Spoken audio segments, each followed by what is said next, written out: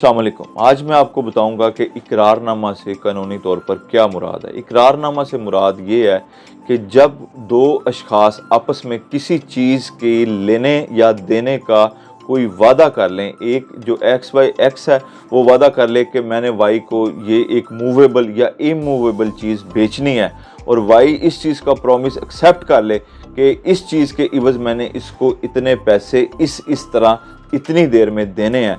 तो दोनों फ्रीकैन ए और बी अपने प्रॉमिस को और काउंटर प्रॉमिस को जब एक कानूनी स्टाम्प पेपर पे लिख लेंगे और एक दूसरे का जो रेसिप्रोकल प्रॉमिसेस हैं उनको परफॉर्म करने की हामी भर लेंगे, तो इस लिखने वाले अमल को या जो लिखा गया है इस चीज़ को इकरारनामा कहते हैं। और कानून जो है वो इकरारनामे को बहुत ज़्यादा अहमियत देता है और इसकी बहुत ज़्यादा एक फोर्सेबिलिटी है।